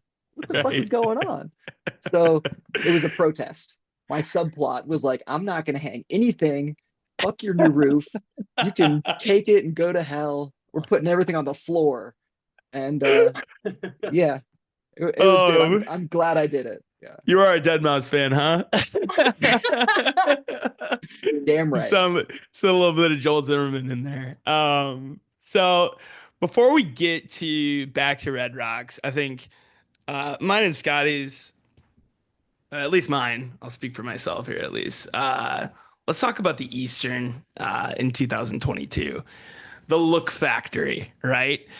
Um, My God, I mean, this is when we first start playing around, and I didn't see anyone else fucking around with IVLs, so we had that as a new toy that you kind of had brought to my attention. But like so much went into this rig, like so just talk about that a little bit. Sure. And in the same way that Red Rocks is like a playground to push the limits and really try to break that envelope open, the New Year's shows are all the same. Those are the Mm, two events in the year where you have a little bit of a bigger budget, a little bit Mhm. of a higher expectation to like really go balls to the wall and make it badass. Um, Atlanta especially has that feeling to it, at least from my yeah. perspective of like, this band is from there. I Hmm. better Mhm. come correct every Hmm. time we're in Atlanta or don't even show up. And so with the Tabernacle, with the Roxy, with the Yeah, Eastern, the all those Roxy was venues that we've done. so dope. Yeah. Thank That you. was if I had met you before then I don't remember, but I remember being on the plane with you after the Roxy and you talking about how that setup was just a fucking playground for you, and I thought that was Yeah. so Oh cool. yeah, that was me definitely trying to maximize and use every piece that I possibly could. Um, some of those venues, you want to bring in a big giant lighting rig, you have to remove the house lighting rig. So Mm. Tabernacle and Roxy, for sure, I specifically designed my lighting rigs to be as impactful as possible with the house lighting setup because that's a Okay. bunch of free lights. That's Right. a ton of free gear that's just sitting there waiting to be used. Mm. And those shows showed it for sure. Mm.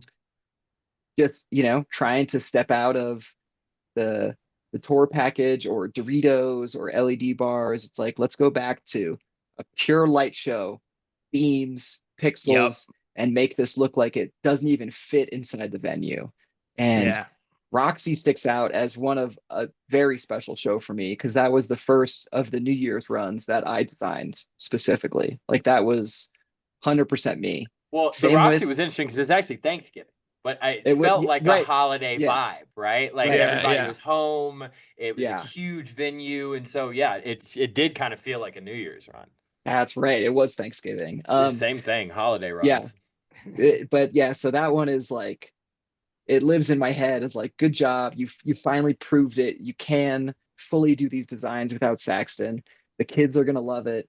Like bravo. And even the last couple of Red Rocks, Skyworld, Walk the Sky, Push the Sky, all of those were also straight from your boy. Um, but yeah, getting to That's the for your boy. Eastern, getting to the Eastern was really cool. Seeing those the squazers as everyone's called them. Um, I knew about those fixtures pre-COVID and was just like dying to get my hands on them. They're a really unique fixture that made me feel the way the BIs felt when I first saw the BIs. Like, Yeah. holy shit, I've never seen that before. Like, you can see lasers, but they don't look like that. Hmm. Lasers Right. are a peacock feather or a peacock tail just like coming from a single point. This is a Or like shape. Sharpies and Vipers are just like better versions of like what already exists. Like this is Yeah, something new, right? exactly. Like, Very yeah. well said. Very well Mhm. said. Um, so yeah, this was like uh, a little child of mine of like, if I could get my hands on those things, we're gonna make this entire rig a giant square. Like I'm gonna take a square Oh and my make it goodness, big, dude. take the circle inside of the square, represent that too. All the lights, they're gonna be squares. All like everything, like just fully micro macro the entire situation. Um, Yeah. I think it was maybe 2018 or 2019. I saw some videos of Franz Ferdinand in the UK, and they had like 6 or 7 of those IVL square, but in France and the UK they're called the carré, which is square in French, and absolutely blown away. I emailed the company, I emailed all of my distributor friends. I was like, how can I get these? Where are these lights? We need them in the United States. Yeah. It took getting through COVID. They had to get approved by the FDA because lasers are a food and drug related thing for some reason. And they finally got approved. They're safe to use. You don't need a license to use them. You can fucking blind people with them.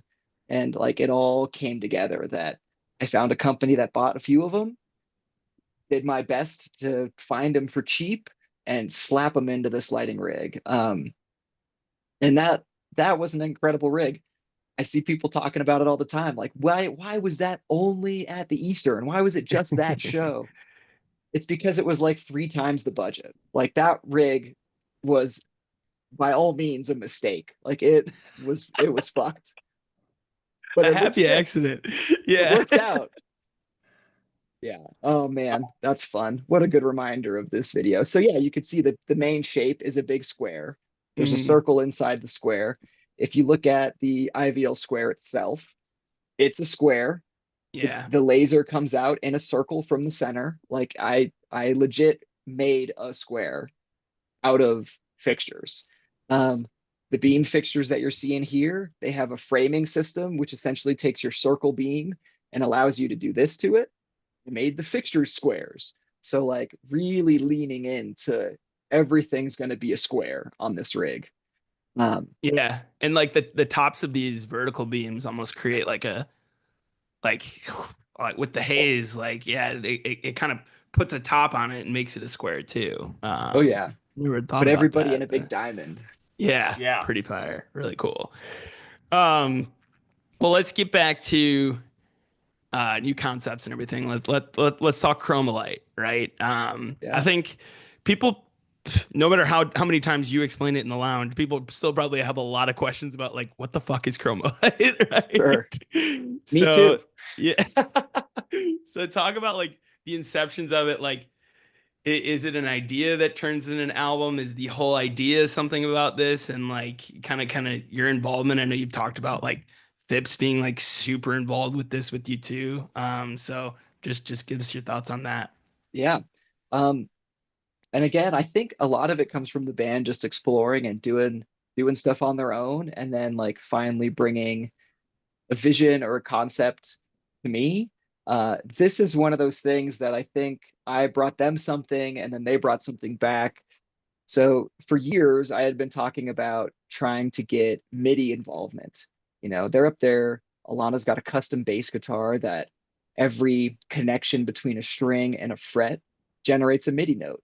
So while she doesn't have a Moog synthesizer up there like Murph used to, her bass is her synthesizer. It's a keyboard. She can play one-handed and then, tweak her sounds and make bass bombs and all this fucking epic bass flute and just amazing sounds. Mhm. So Mhm.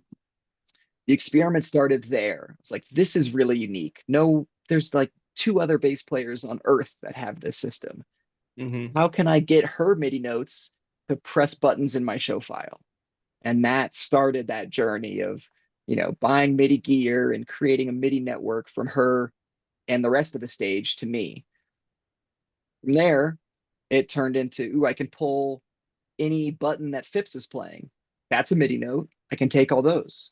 Any of the stuff that's happening in Phipps's modular synthesis, that's MIDI notes. I can take those too. So like all of a sudden, I have 2 band members. The modular is it's really another band member. So 3 band members that are like fully pressing tons of buttons. Um, Drums are easy. You can put little triggers on all the drums. So all of a sudden I have kick snare, tom 1 2 3. Jeffrey, I gave him a trigger. He could play kungas, and I could get like really fast, syncopated, cool rhythms from him. So like Mhm. all of a sudden, after buying a couple pieces of gear and like a month of playing around, it was like fully realized. I was like, holy shit, I can get MIDI from everywhere. I can get MIDI from Hunter's computer. not his guitar, which is unfortunate, but from his computer. So vocal samples when he's doing sun, sun, sun, like those are, I can take those notes. Um, and I think that led into them wanting to make songs that kind of showcase that technology, Sure. whether that's Oh, Okay. them wow. playing more percussive, uh, and like really leaning into like Alana hitting a note and just like bah, bah, bah, or Zach really laying into a kick snare thing. Um, this is what Refractions here. That was a really cool Yeah. one. That's the only song in Mhm. the catalog that I've named, so it always lives a little special place to me. Oh, That's And awesome. brought back the disco balls for it because no other better way than refraction and reflection than a disco ball. Yeah. Um, So this we're seeing right here is like this is like synced up to percussion, like that opening, like like and Either that or modular.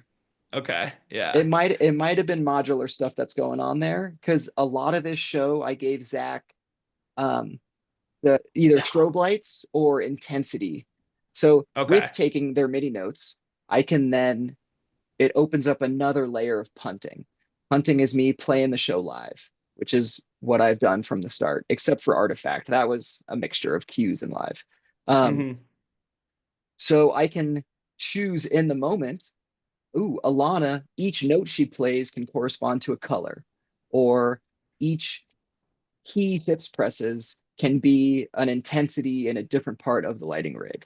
Yeah. And the same, I can switch it and mix them up. I can make Zach's kick be a gobo switch where it puts a pattern in front of the lights. I could make his snare be the strobes. I could like the world is open. Every attribute is a possibility to give to each individual player. Uh, so that opened up a whole new world of punting where I'm not making the exact button pushes, but I'm making the choices for what their button pushes are then controlling within my show Cool. file, okay. which was a whole new dimension that ever since Chromolyte I would use. You know, we'd get into a modular section and Zach would be laying on it thick and I'd Yeah. give him strobes or I'd give him the spot fixtures and I'd take the modular and make it do some twinkly stuff with the LEDs.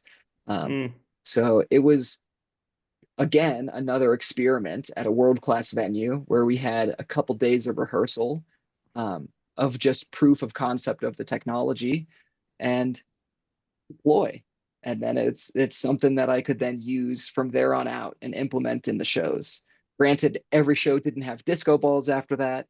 Every show didn't have the big clamshell lighting rig, but Clamshell, I like that's that's the that. joy of what I would do, you know, punting and trying to get those same expressions to carry over to the ever-changing light rig. Yeah, I think everyone saw it as halos. I'm seeing a big just a food theme with a lot of. So you got the clams, you got the Doritos. I've This never is thought of it true. like that. I'll never see it the same way. That's Oh incredible. my goodness. It's all basic shapes. This is just Yeah, exploration of shape, right? So we had triangles, we've had squares, we've had circles, yeah. we've had horizontal and vertical lines. You know, it's taking a simple form and manipulating it in the best way possible and trying to make something new. Circles have been done forever. Pink Floyd had one arguably the greatest circle of all time. Hmm. And I never got to do a big circle design, especially with STS9. So this was like, how can I do something different? What's something I haven't done before? Mm.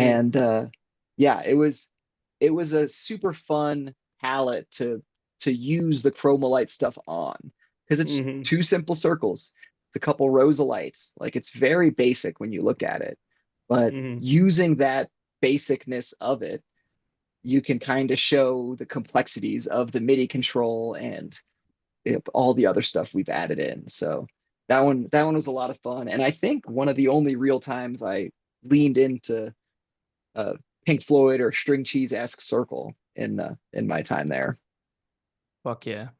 So Go ahead, Sky. one thing that I'd be remiss if we didn't talk about this because Hit it.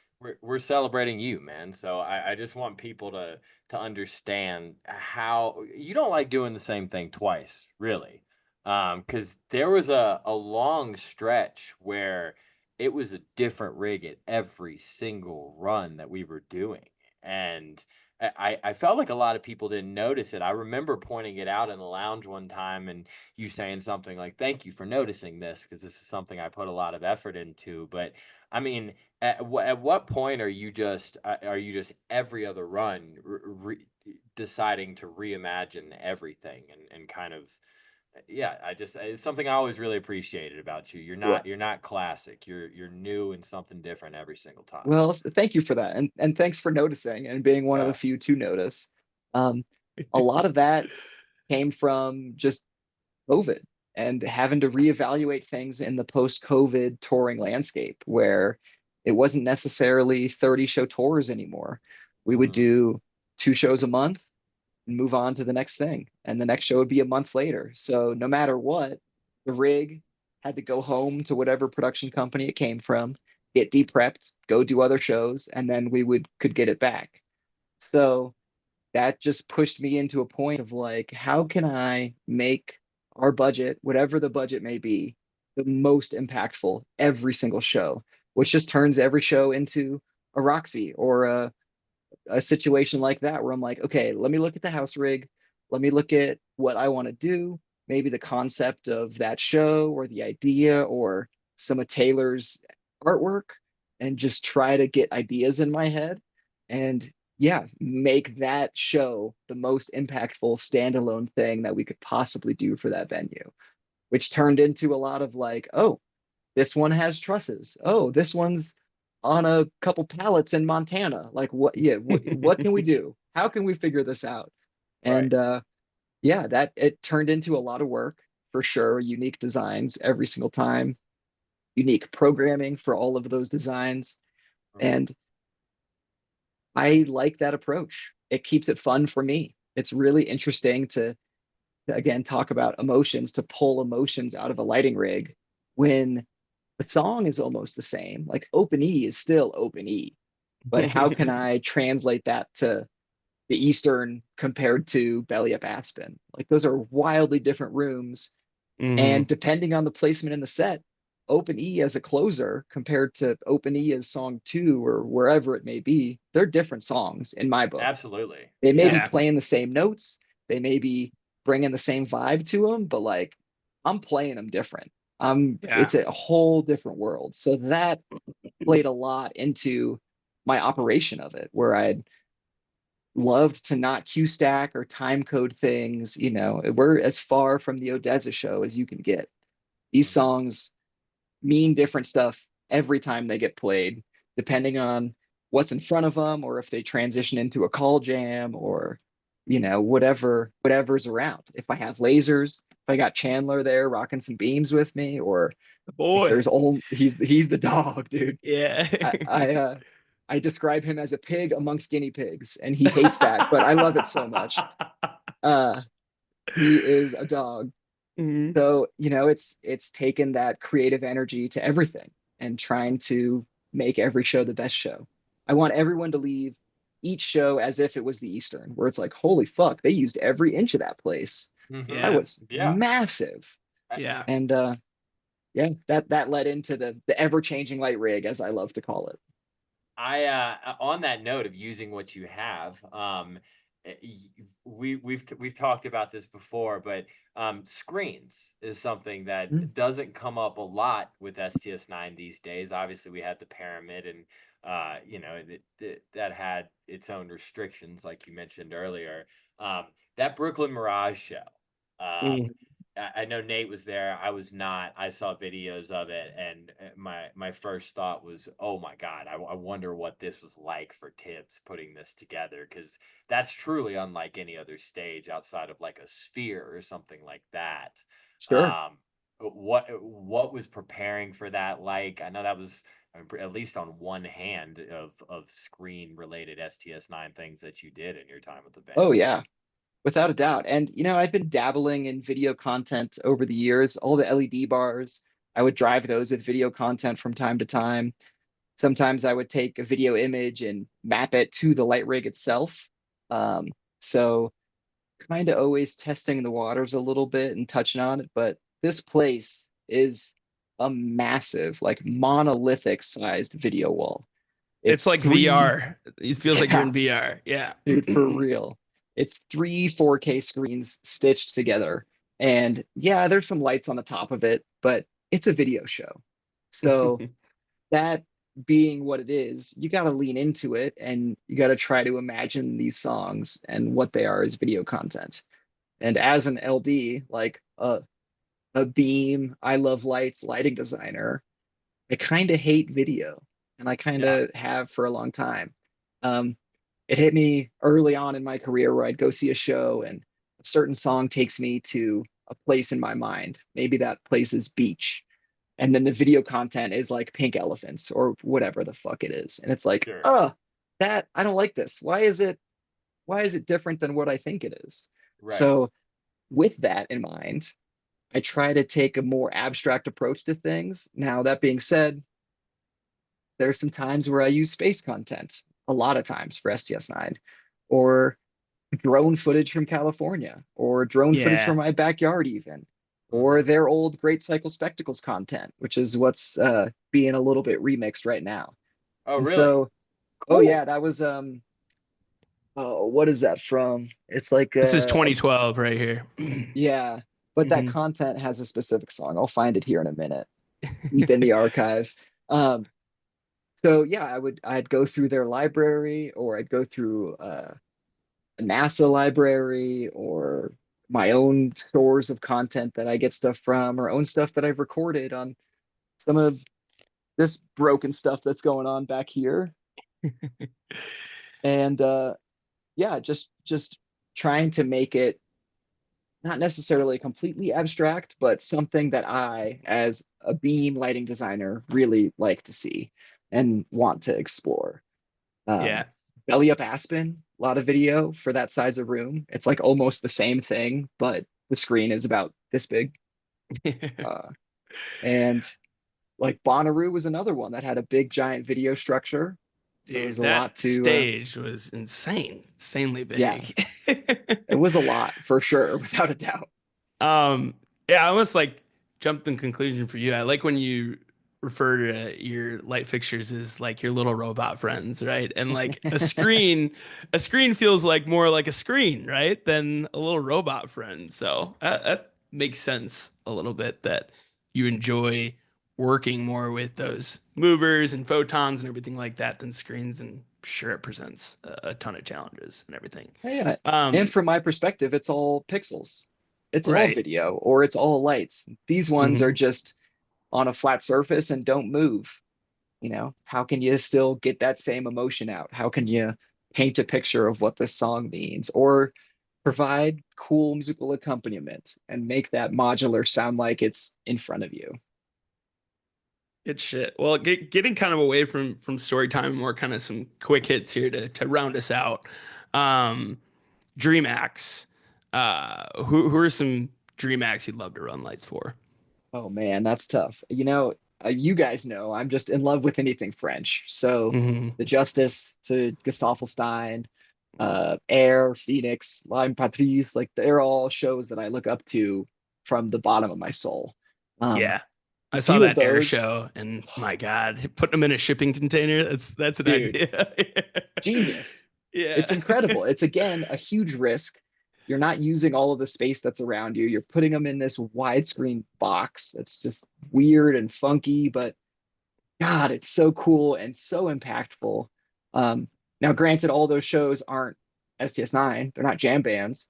Right. Uh, they're very scripted and like, we're going to tour this show for the next 2 years, and these are the 30 songs we're playing. It is this. So they have a different vibe to them, but I'd love to be a part of any of those or Yeah. have my hand on something that impactful, not necessarily even running the show. If I could go and be a crew chief or a technician, just to be a part of something like that is the dream. My favorite gig, even after 8 years of running lights and being kind of a one-man band for STS9, my favorite gig was crew chiefing for Saxton in 2016. I Hmm. could go and hang those lights perfectly flat, perfectly level, get the ratios correct, put disco balls in the exact perfect positions, and I would know that he is going to go out and murder that show. So Yeah. we each had our part of doing it perfect, and like that is so it's so meaningful and so impactful that just doing it all by yourself is cool and is honorable. But yeah, being a part of a team of friends and being able to deploy something that blows minds is the dream. I can never say his name right. Gustaffelstein. I don't think I say it right either. So yeah, whatever. Go for it. Sure. We know who we're That talking about. Yeah. Yeah, that that guy. makes a lot of sense to me. That's one of your kind of creative inspirations, because something I've said to you after a million shows is you're so good with silhouettes, and he's got that super black, like the The blackest black. black, Yeah. Yeah, whatever Fanta that is. Black. Yeah, the Phantom Black, and like that's what he's so about. So you might have kind of just answered this question, but kind of on that note uh, of LDs outside of yourself, who are some guys or girls making noise in the scene right now that you really fuck with and you're really like, that's Right. different. That's something I strive for. Well, the guys behind the Gesaffelstein and Phoenix, that's Pierre Claude. He Okay. Yes. is With the big square, perfect. double square thing they have. Yeah. Yeah. Mm-hmm. And just again, not a jam band, but the operation, the choices, it's beautiful. I wouldn't want anything different with that show. Um, so he's top on my list. Every time I see one of his shows, whether it's those two bands or DJ and band or any of the other projects he does, it's like, oh, so that's my new favorite show.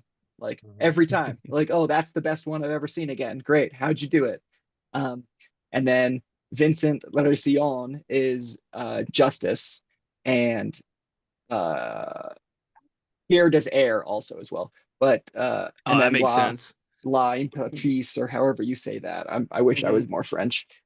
So yeah, Vincent's done that, and he's done that Justice show forever. And there's not many shows that like really blow me away, but Justice at Mission this past year, I sat at front of house behind him and just laughed the entire time because every single thing is like so meticulously perfect. It's a movie, and Mhm. that's it, it's indescribable how I felt during that show because it's the show that I'd go on tour and see, even though it's the same exact show every night. Yeah. Yeah. It's perfect. Every choice ideal. So those two dudes are at the very top of my list. Anytime I see anything they do, I'm absolutely blown away.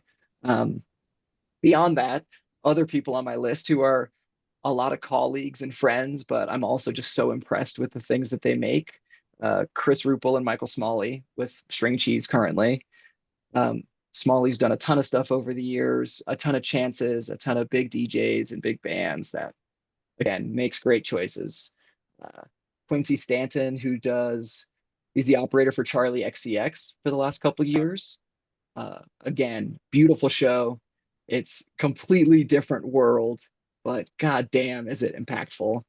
And then, Mhm. all of my colleagues in the jam scene. You got Herm, you got Ben Factor with Umphreys, Oh, you a got beast. yeah, Lincoln with monster. Green Sky. Lincoln with Green Sky, Dustin with Papadozio, Manny with the fuck the other not Papadozio band, not Dopapod, Pigeons. That's the one. Yeah. Quadruple P. Yeah. Um, yeah, those guys always impress me and make me like hate my own shows. I see them doing the same stuff. It's jam bands, and some of them are so musical and just make such delicious choices where it's like, oh, I wouldn't use a half color there, or I wouldn't do a gobo spin, or whatever it is. It's like, damn, that was slick, nice. Mhm. So I Yeah. love seeing all those guys. And another buddy, Alex MacArthur, who stepped in and did those scamp shows for me. He does John Yep. Summit for the last couple years. Mhm. Uh, he gets these rigs that are like 300 to 600 fixtures, Yeah. where it's miles of LEDs and an army of strobe lights, and still makes great choices and can wrangle all of those robots together. That type of stuff is really cool. So I love seeing my friends and colleagues do cool shit like that. That's dope. Shows a lot of great names and great acts there. Back to STS9 for a quick question. what's your favorite STS9 mode to work with, right? Is it drum and bass? Is it funk? Is it modular? Is it the blissful shit? Is it wave spell? Yeah. Improv, Right. like Well, it's wave spell for sure, by really? far. Oh yeah. The wave spell with Chris Carnes. That's Oh right yeah. here. Wave spell with Richard Devine. Oh Right my there. God. The Yeah. dick down. The dick down.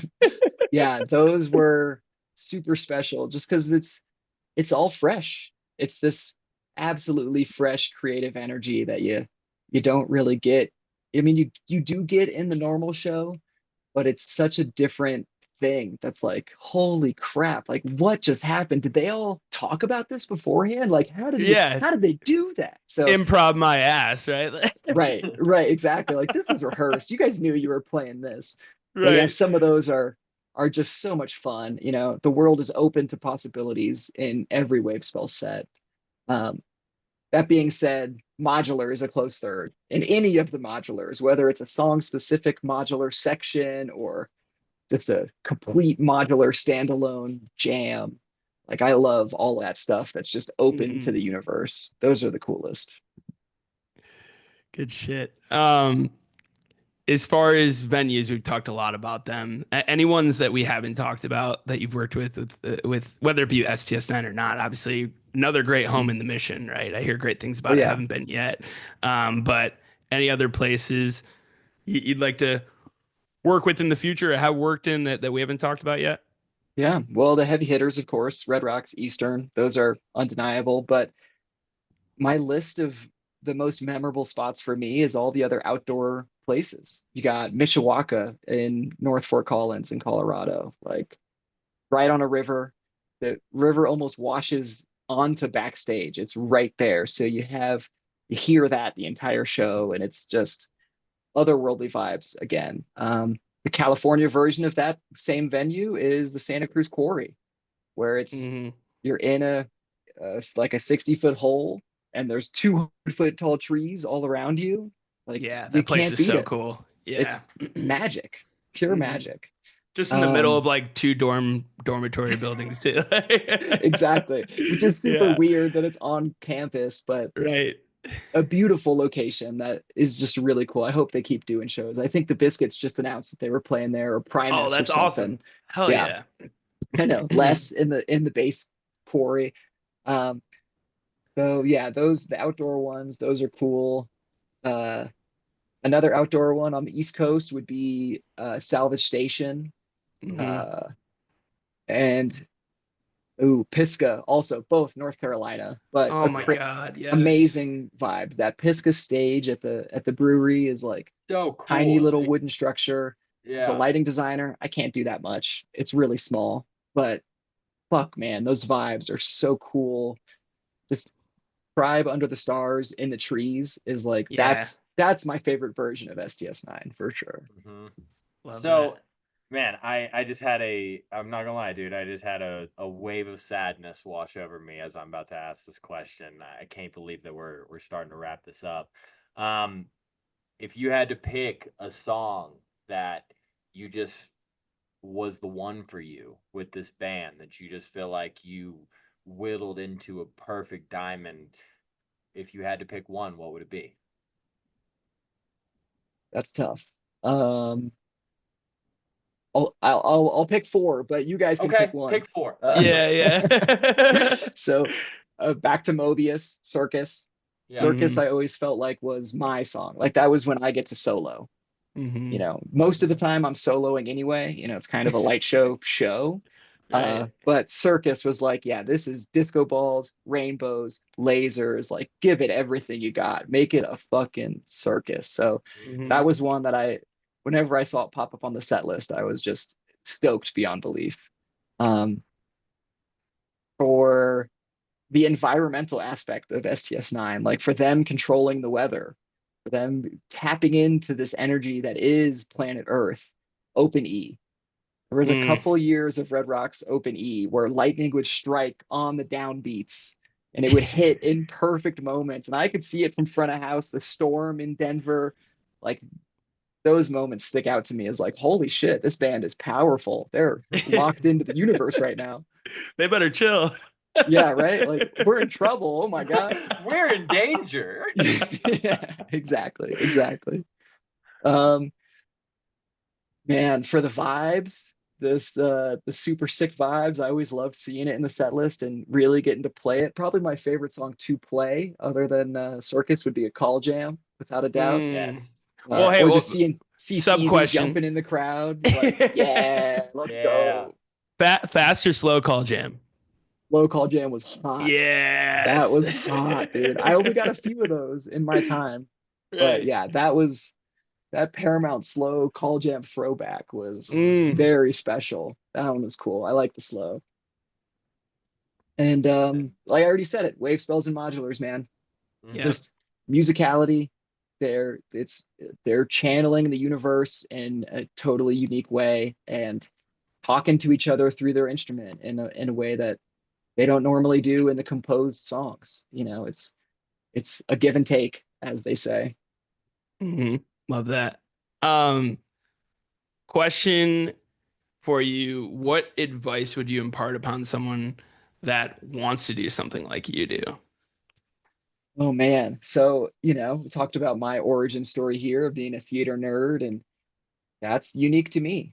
There's a million different routes into this industry. And just because you are already past those days or you don't have those exact opportunities doesn't mean that you don't have a future here. Every one of my friends has a completely wildly different path into doing lights. So it's just making yourself open to it. It's diving in, finding what you really want to do and doing it. On those days when you don't want to go to work or you don't want to open your computer, you want to lay around, you got to have the fire. You got to want to open up the computer and start programming. Try to figure out how to make it better or try to figure out how to make designs happen. Find a company and grind. That's a lot of people's paths as well of like that's how I got that Dave Chappelle gig was being a brown note slave for lack of a better term, but we were paid, don't worry. Uh and just grinding, giving your life and every moment to the game and just trying to be better, trying to hang those lights more perfect next time. So find what you want to do and dive in. It's the best I can Awesome. say. It was announced that new creative partnership with Martin Phillips and Drew Mercadante of Big Giant Eye are stepping in. What do we Yeah. have to look forward to as STS9 fans with this collaboration? Well, some sick shit. Um, some really cool shit. I said I was a Dead Mouse fan back in the early aughts. That was Martin's era. That was when he was designing those shows and putting that Wow. together. You talked I was about the Dead wondering. Mouse Pyramid. Yeah. That was Martin's show. Like, dude has a resume and puts some rad shit together. So, you know, the question that got posed to me at Camp Elsewhere, hopefully they get a sick ass budget and can really blow you guys away. But Yeah. their record speaks, and Martin does some really rad shit. I've never met him. Drew, I'm friends with on the internet. I've seen him over the years.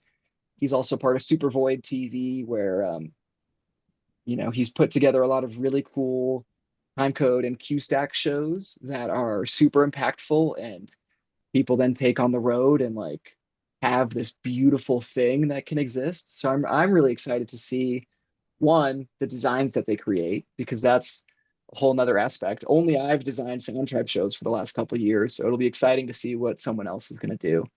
And then just to see his operation, to see how much he leans into the punt and the live and the energy of it all, or if they kind of go great cycle spectacle with it and turn songs into like very distinct pieces on their own. Mhm. Um, which is amazing. There's something to be said for that. Like I talked about the Odessa show earlier. That is so impactful because it's a movie. Like you're not Yeah. watching a concert. It's a fucking movie that's Yeah. Scorsese directed. Like it's incredible. So I imagine there's going to be some of those vibes to it where it's very tight and very crafted and very well done. So I'm excited to see it. Fuck yeah. Tibbs, fuck, man. Thank you. Thank Thank you. you. Thank you. Serious. Chest pat. Seriously, man. That's Pat's baby. Thank you guys. Seriously, Thank you this for fan doing base this would be on. wildly different without both of you. So thank you so much. Oh, fuck you, dude. Come on, stop. Um, Thank you for doing this on such short notice too. We didn't give you but like 22 hours to prepare for this. I was fully expecting you to say no when I asked you last night. And somehow in 24 hours we turned it into something really, really special. That I hope you're glad you did. And I hope people look at this and are really proud to have been a part of your legacy, man, because it was really special.